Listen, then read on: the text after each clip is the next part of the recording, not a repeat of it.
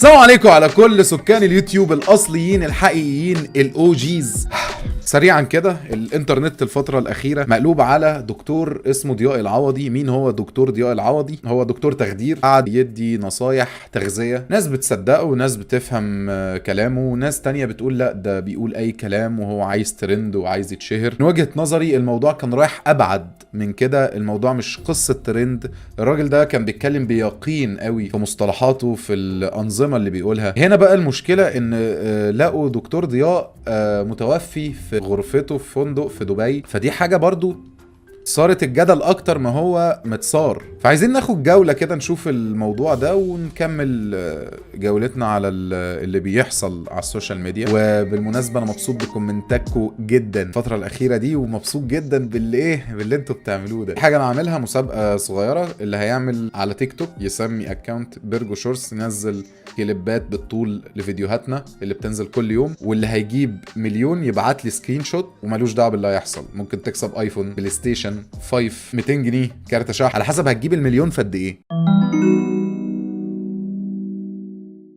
كريم السيد بيقول لك انت عيان يا اخويا ومحتاج دكتور. سبق وقلت لكم ايه؟ مفيش حد اسمه كريم راجل اصلا بالمناسبه.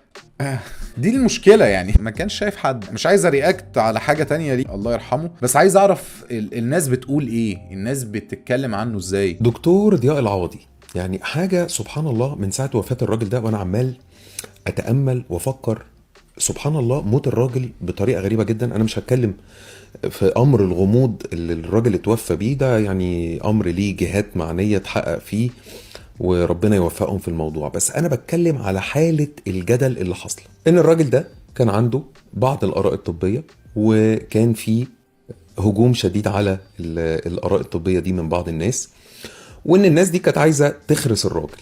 اللي انا بتامل فيه انه سبحان الله الراجل يموت بهذه الطريقه، يقوم الراجل يطلع ترند وكل فيديوهاته تتشاف. انا تقريبا كل فيديوهاته جت قصاد عيني في اليومين اللي فاتوا. الفكرة ان في ناس بجد راسهم مثلثة او مربعة تقول لا ده هو مات عشان يعمل ترند. ده كان اغرب حاجة انا ممكن اسمعها في حياتي. لو سألتني ايه اغرب حاجة سمعتها في حياتك، هو ده. فكرة كمان في الفيديوهات انه داخل لك فيها من حتة احنا على طول بنفكر فيها، اللي هي المعدة بيت الداء. فهو داخل لك من الحتة دي، وداخل لك من حتة كمان ايه، انك ما تاخدش ادوية.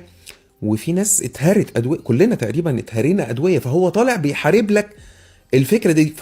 الفكرة دي عند الناس دي قوية جدا، وممكن ناس كتير قوي تمشي وراه. ففي ناس كتير هاجمت الراجل، والاغرب ان في ناس كتير طلعت تقول ان النظام اللي الراجل ده عامله انا مشيت عليه. دي فيديوهات كتير مشيت عليه. هو كان عامل نظام زي نظام الفيجن، بتاكل خضروات، بتاكل حاجات بتتعرض للشمس كتير، بيمنعك من الفراخ. هو كان شايف ان الفراخ طير جبان، فبالتالي لما بتاكله فالجينات اللي فيه بتأثر فيك فبتبقى جبان. ان الفراعنة كانتش بتاكل فراخ عشان ما لقوش نقوش فراخ. غالبا برضو الفراعنة مش هتلاقيهم معلقين جزار ومنزل لحمة يعني. بس في نفس الوقت بتفكر في الكلام تقول ما تشوفش الفايكنج مثلا في مسلسلاتهم بياكلوا فراخ، لا تلاقيه مثلا اصطاد دب كده. فانت برضو بيتلعب عليك، ما تفهمش مين صح ومين غلط والدواء اللي انت بقى تبدأ تبص للدواء اللي في ايدك ده طب ايه، خصوصا ان اختفائه وبعد كده توفى في ظروف غامضة. فانت تبدأ بقى اللي هو طب هو كلامه صح. برضه في كومنت غبي قوي بتوع شركة كنتاكي والفاست فود، هم اللي عملوا المافيا، هم اللي خلصوا عليه. والنبي يا اسطى انا فاهم انت عايش ازاي والمؤامرة اللي انت بتمر بيها، بس لا يعني ممكن هارديز عادي. شريع اسنان، بتوع السنان ما ينفعش يبقى دكتور. ده فني بتاع خلع وتركيب وفينيرز، مش دكتور. هيز دانتست يعني ده مش دكتور. ما ينفعش يتقال عليه دكتور ولا يرقص دكتور. ده الغريب بقى، ماشي؟ يعني ايه ما ينفعش وزير الصحة بتاعنا يبقى دكتور سنان؟ ازاي دكتور سنان يرقص اطباء؟ دخل بقى في كله. في نفس الوقت تبص لدكتور الاسنان ده اكتر حد انا بترعب منه، الاقيه معاه شنيور. طبعا بقى ازاي خبر ما يمرش غير باستاذ جورنال السوشيال ميديا. شفت ايه سبب وفاة الدكتور ضياء العوضي؟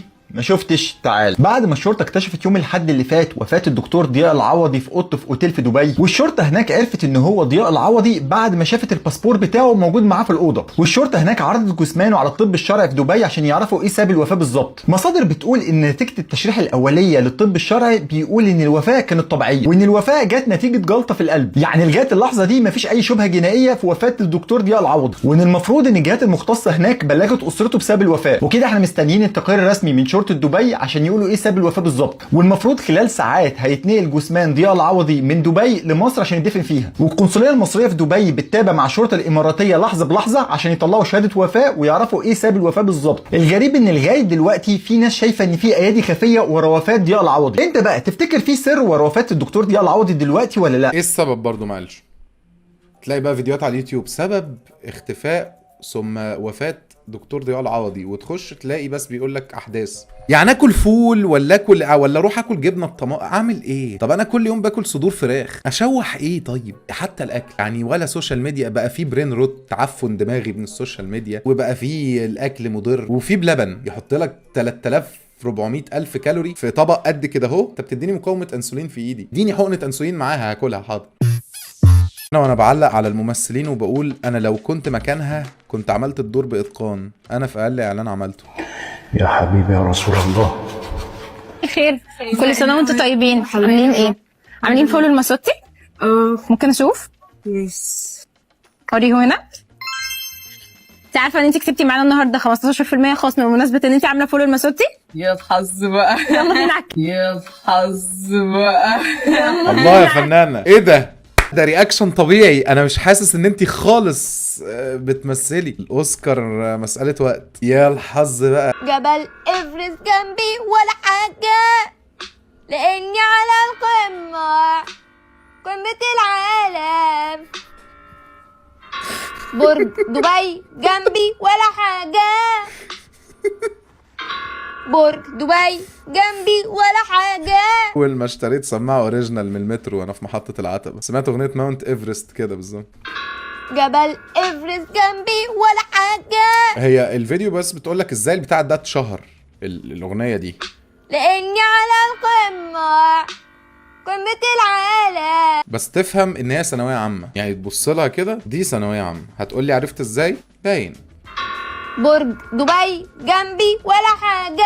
علم علوم، مستحيل حد يقوم يقرر يعمل فيديو زي ده الا لو هو ثانويه عامه. ده مش قرار، ده اوتو بايلوت مود. البنات في ووتر واي يوم الخميس. انا هنا فهمت، هو كاتب حتى في البايو محتوى مناغل. مناغل. نخش على افشخ اعلان بقى شفته على السوشيال ميديا. اتفضل. جماعة أخيرا لقينا الفيري باي من واندو. اخيرا لقينا الفيري باي من ماندو. اروح ادفع كده عصايه تيمي تيرنر. تعالوا نشتري بيها حاجات مع بعض. أول حاجة بنلف الستيك دي اتفضل عشان نفتحها. بعد كده بتجيبوا الكارد اللي طبعا. انتوا بتستعملوه. طبعا. سلايدد انسايد كده اهو. طبعا بعد كده بعد ما تدخلوا الكارت ترجعوا تقفلوا وتخيل بقى تروح ايه داخل محل شحط كده زيك لابس كروب توب ومعاك البتاع دي كأنك رافع علم الشواذ.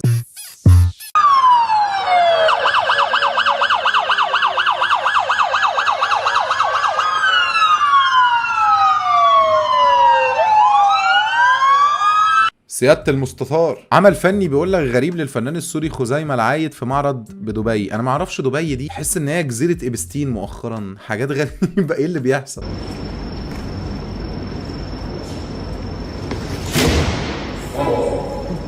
عمل فني.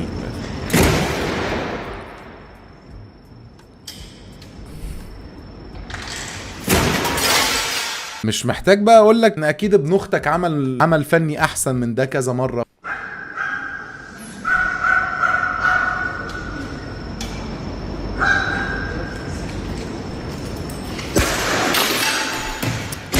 طب بتعمل ايه؟ محدش عارف. لا والمشكله ان انت تبص هنا تلاقي ناس بتتفرج اللي هو فيها فكره. الله، قصده ايه بقى لما ضرب الجزء الشمال مرتين وساب اليمين بس رزعه؟ المهم دخلت اقرا الكومنتس لقيت معظمها سلبيه. ليه مش كلها؟ ده دكتور في جامعه